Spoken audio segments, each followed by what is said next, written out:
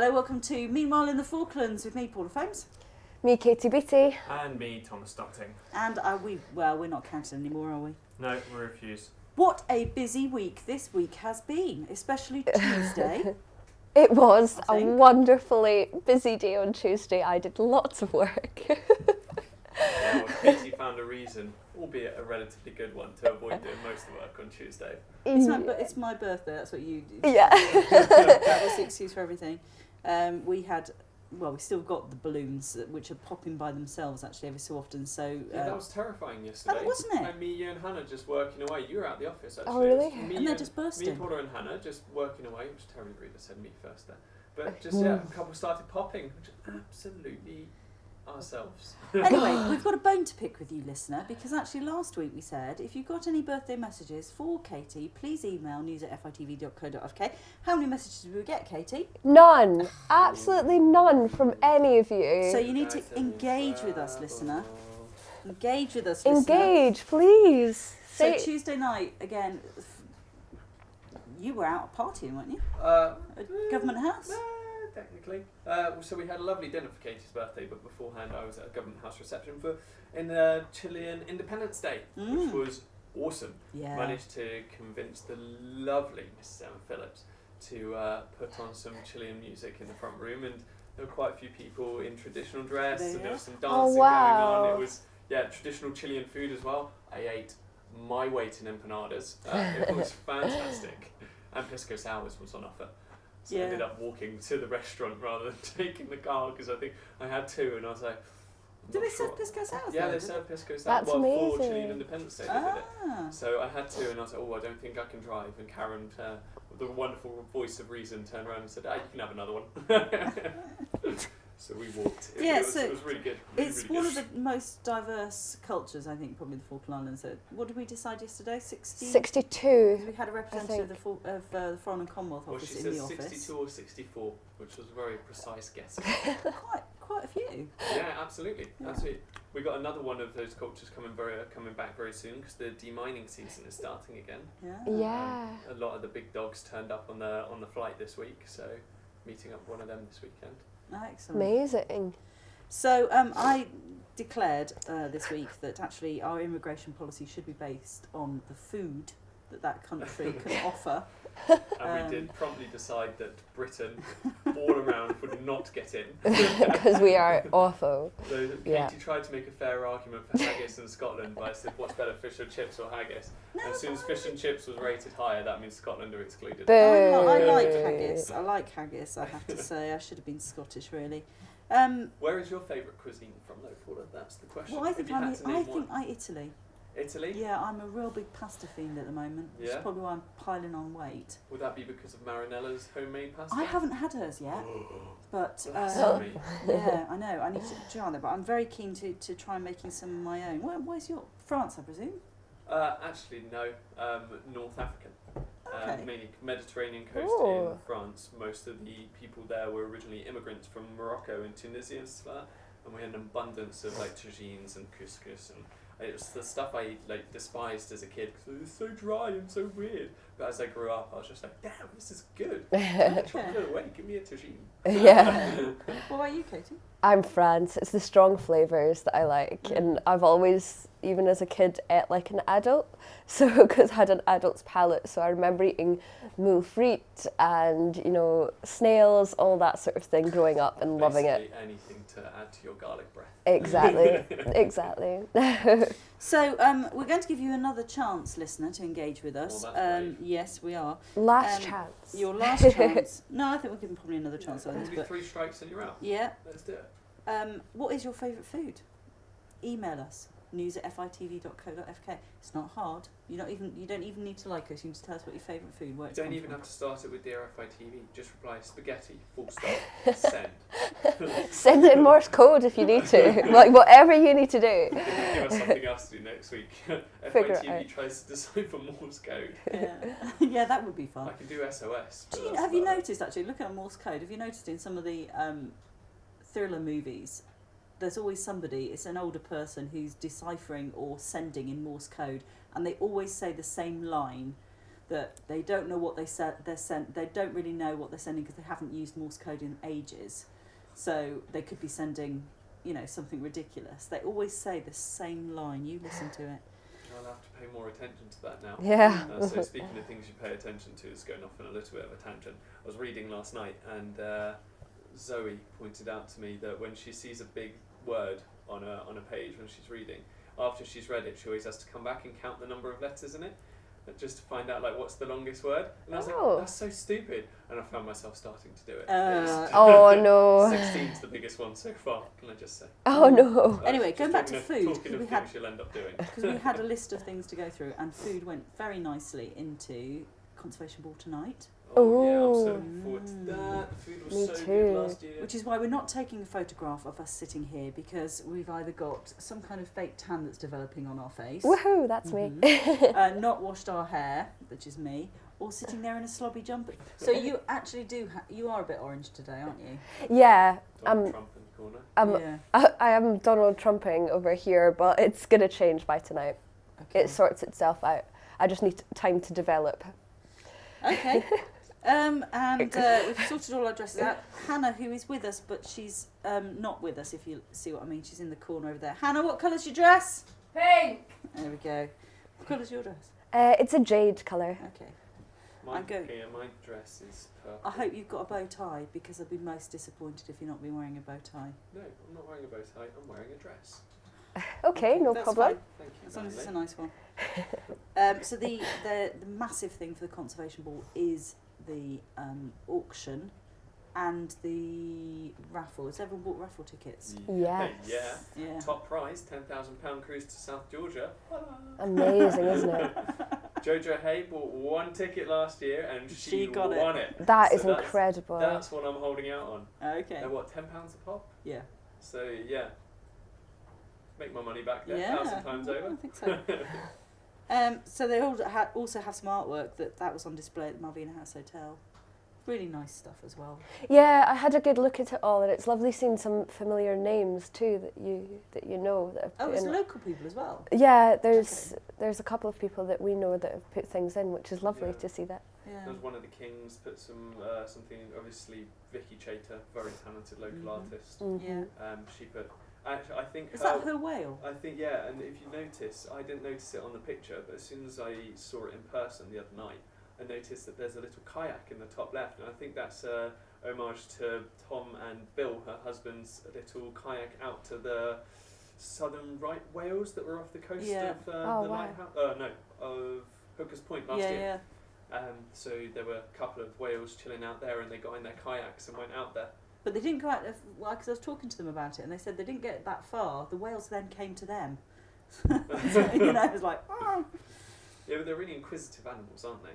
I don't know. I've never met any. Well, I know so, because I was talking to Conservation about it this week, actually. Oh, okay. Well, I'm telling you as a fact. Okay, because my thing is... Sei whales are the ones we don't know about, so keep your eyes peeled for FITV's second documentary on sei whales. Okay, right, listen to this, right? That's not my thing. My thing is craft, and there happened to be a craft exhibition on last week. Look how wasn't that smooth? So the craft exhibition was. Did you go to it? Excuse me. Oh, you did, yes. You called me out for being in my sports attire because I came straight from sport. She was like, "That's a lot of leg to be showing at a craft fair." At a and I was craft fair. I'm showing my face. That's the most important bit. And at the end of the day, I'm giving the people what they want. Yeah. Sight of my legs. Lovely. Okay, so some very good stuff over there. There is an abundance of crafts and very talented people. What was did you go as well? Yes, I popped in and had a good look around at some very specific paintings as well. I was going to say, there was one particular piece of art that caught people's eye, and not only did it catch it, but then merited a double glance and a little closer inspection. And a giggle as well. And I was filming other things. I was filming bits and pieces of it, and I watched people going up to the painting that I'd painted, which was of a nude man. And they're just funny because they just look at it, and then like you say, they lean forward and then they squint their eyes and they nudge the person next to them. So at the craft fair, there were a lot of people, and I'm sure amongst that crowd of people were some of the new teachers that we've got down here. So we went over. It was you and me. looked at them. Yeah, looked at them. Looked at the new teachers. We went Did you to... just like creep at them through a window? Yeah. What's going on? You Walked behind through the bush at the time. I don't, it's very You get in trouble convenient. for that. Documentary. Very convenient that there were only 9 of them, because that fitted in beautifully in the screen thing you did. I'm sure I could have made a different size grid, but yeah, it was quite... If it had been 7, it would have been. Yeah, that's true. No, I made a grid for the piece that I did on the new teachers so that you can see them all at once, all waving at you. But they were all lovely. They've all travelled all around the world, teaching in various different countries. And I asked them all what they wanted to teach the Falkland Islands children. And the general message was that they want to teach them to appreciate where they're from, but also to explore other places, which I think is really good for kids around here to hear. And Caiti was over the moon at the fact a couple of them came from Scotland. Woohoo!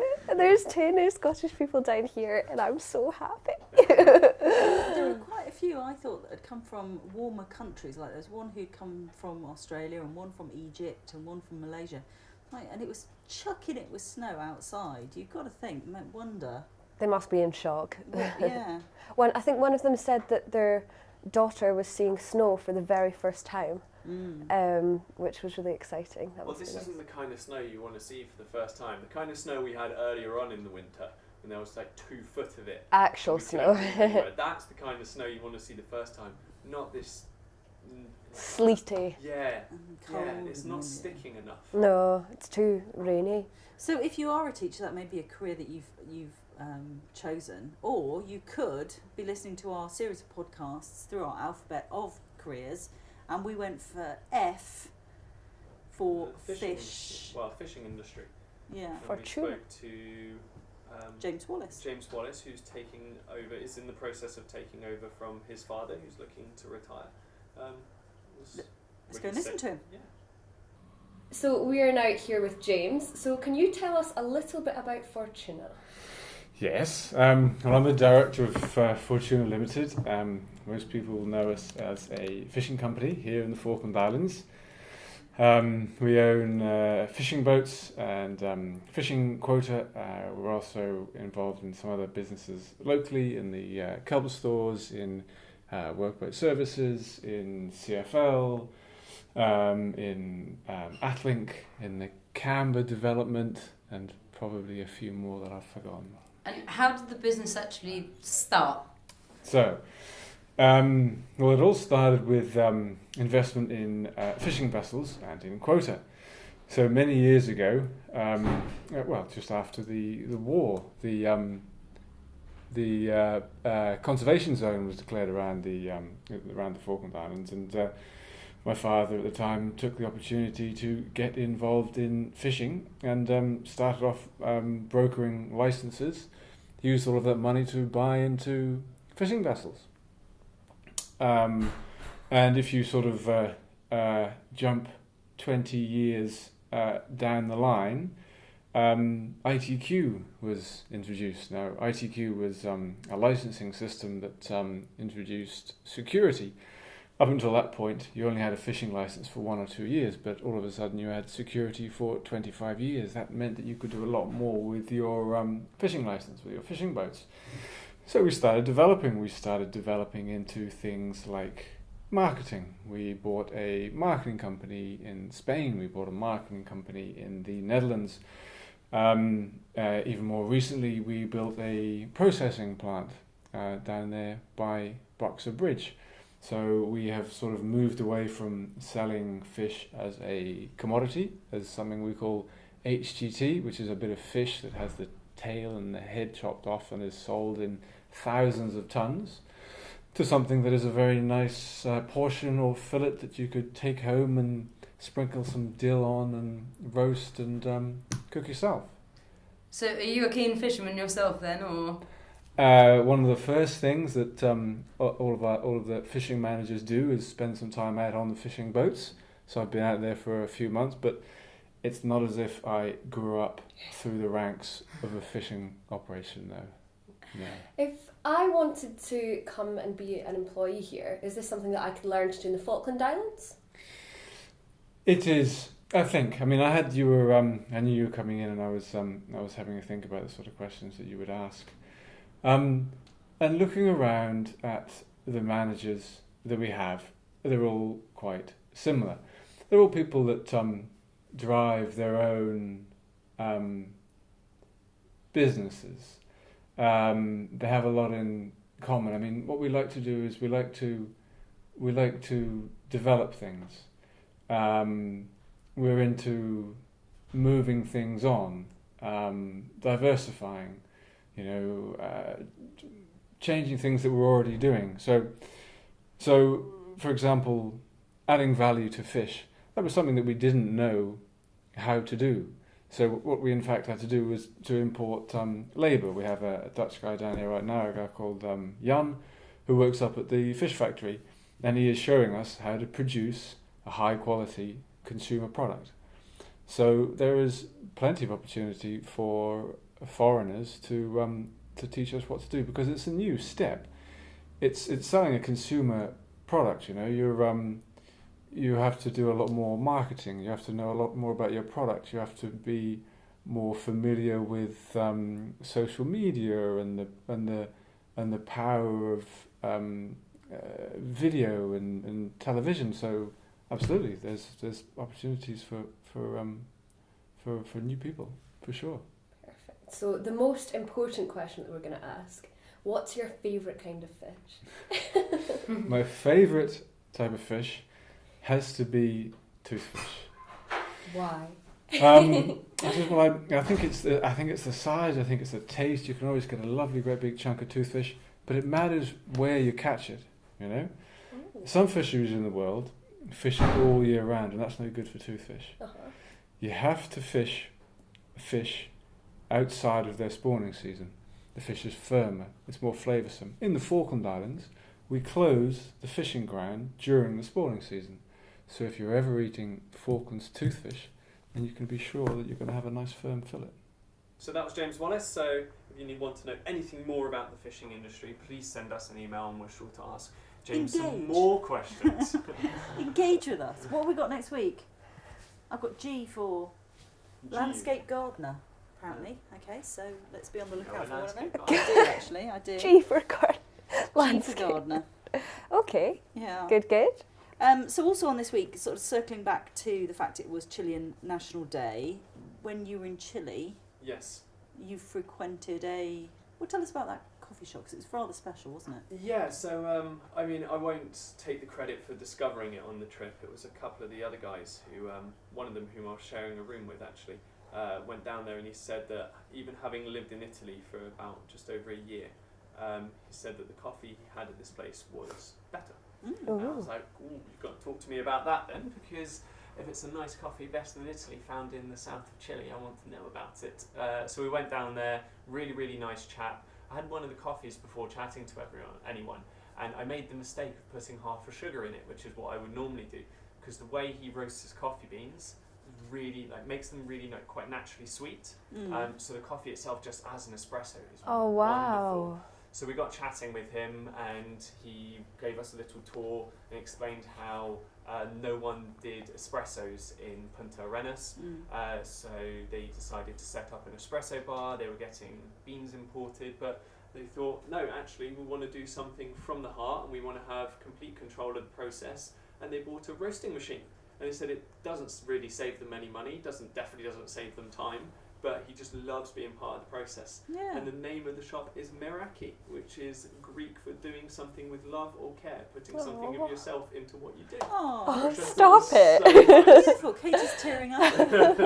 Which was really, really nice. And he was such a nice guy. And it was a family business owned by himself, his brother, and his mother.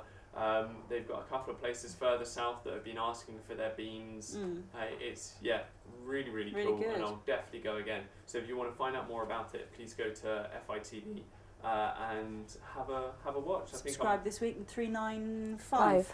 Or if you're being really stingy and don't want to, well, you can wait a month and I might put it up on YouTube. There you go. Maybe. Wednesday, and I'm not making this up, International Talk Like a Pirate Day. That went awfully well. So we did do a 60-second news of International Talk Like a Pirate Day a few years ago, because it actually landed on a Friday, but I never put it out because I was worried about it. But anyway, I thought, we'll just go for it this year. It was all right. How many views did we have on I haven't actually looked yet. Do you know? I don't know. I don't There actually was know. There was some engagement. I mean, Shall I go find out? Yeah. No, it's all right. No, don't take your doodah. You on it? Oh, he's got a mobile there. Yeah, I was just texting away. So while Thomas finds out how many views we had on that Like Your Pirate Day, what book are you reading there? Was that meant to be a pirate accent? It's a pirate accent. I've not improved since last week, and I'm in a real struggle with the book I'm reading. I'm gonna have to put it down because I was in a real reading flow, and now I'm out of it. Yeah. I know, so I'm gonna need to go on to something else that will inspire me. But I'm still reading The Pianist. I'm still working away on that. Wouldn't be a week of Meanwhile in the Falklands if we didn't plug The Pianist by Rita Seagull, available on Amazon Kindle. I'm on 40% of the way through now, so I'm Alright. getting there, and I'm getting the story. I'm finding out what's going on. It's very good. I'm ready to throw my book in the bin actually because it's irritating the heck out of me. I read because I like to read something that's pleasant. I don't have to think Escapism. I don't have to think too much about it. And now, not only is my this main character has got anorexia, and she's now developed bulimia. And do you know what? I don't read to be challenged in that way. So that's being ditched. What are you reading? 208 views for the pirate video. Oh, lovely. nice. So what are you reading? Cloud Atlas by David Mitchell. Yes. Now I've heard that's a bit complicated. It's a bit complicated. There are like 5 different storylines that, I don't know, intertwine. I'm like 3 chapters in, and it's alright. As I say, like, because it's quite slow to begin with, and you're meeting all the characters. It's 40, 50 pages a chapter, and the first 25 pages of each chapter at the moment are a drag because you're getting to know a new storyline. And I feel like once I've broken the 200-page barrier, that it might. But you're pick not up. the sort of person that would give up, though, are you? Oh, ever. No. Ever. There is not a book that I have picked up and not finished. Even if it takes me 6 months to read it, I will chip away at it 2 pages a day. My goodness. I can't. It'll drive me insane. I'll go to bed at night, and even if it's a storyline that I don't care about, I'll wonder what's going to happen next, and I'll need to know, even if the book is awfully written. It's like War and Peace by Tolstoy. God, did that take me ages to finish? Because I just didn't find it particularly thrilling. Okay. I can understand why it's acclaimed, but it wasn't my cup of tea. It took me a good 8-9 months to read. And do you read 2 books at one time, or do you always just have one book on the go? One book on the go. Wow. See, I read about 4 at a time, especially if I'm not getting into, like, if I can't get into something, I'll start reading another one, but then I'll still work away at them, and I'll read about 3 or 4. No, I like one at a time kind of thing. That's probably the best way. To be fair, I thought we were just getting on a generalisation of men and women, a lack of ability to multitask. Well, there's that. Well, that seems to come to the end of our podcasts for this week. Next week is looking, well, quite... It doesn't matter what next week's Alright. looking like because we've got the conservation ball tonight. Woo! We're Yeah, going to that's have a what we're great looking forward to. time. So, in conclusion, listen up, pull your socks up, right, engage with us. We're working hard, Okay, so yeah. you should Gave too. them 2 opportunities there. Yeah, so you've got, what have we got? We've got Instagram. We've got, so Instagram, you can comment or send us a private message. I check those all the time and we never have any, so please get in touch. And we have Facebook as well, which is pretty easy, and we see those messages regularly. Or you can just send us an email. Twitter, Yeah, please. and I was going to say, we're going to be breaking a bit more into the world of Twitter, considering I that love has been Twitter. Paula's baby for the last few years and no one else has really touched it. Not because Paula hasn't let us, but simply because we've all just been a bit lazy with Twitter. It's so 2012, darling. Oh, is it? Well, I love it. And we follow some weird people as well, so that's great. Or you can go on the big thing is you need to go on our website, which is FITV.co.uk, where you can subscribe to the Falkland Islands television. All our programmes are up there. Well, not actually all our programmes, but since we started going online. If you want earlier stuff, you'll have to engage with us and ask us, actually. Social media is the best way to go about it. Absolutely. Yep. So go find us on Facebook if you do nothing else today. And give if us a you- like. yeah. So if you were a veteran, you were down here in 2012, and you remember being in Liberation Day 2012 when it absolutely chucked it with snow, and you'd like a copy of that, you need to message us. Yeah, as well as that, we did actually have one, we're being a bit harsh because we actually have had one person engaging with us this week on our Facebook. Someone commented on a post I put out yesterday saying that we were doing this podcast today, asking, his name was Stephen, if I've got that right, asking if we do any sport, if we talk about any Falklands sport in our podcast, which, thank you so much for chatting to us. Yes, we do sometimes, but we can do a bit more if that's something you're interested in. Exactly. If you get in touch and there's a topic you're interested about, you want to hear about, as Caiti very much said, sport in the Falklands specifically, Yep. get in touch, say we'll do a bit more research and we'll do a sport podcast. A dress-up sport-themed one, why not? And that is because that man got in touch and asked for Look it. at that. He's changed the world. He has. Right, we'll see you next week. See you later. Bye.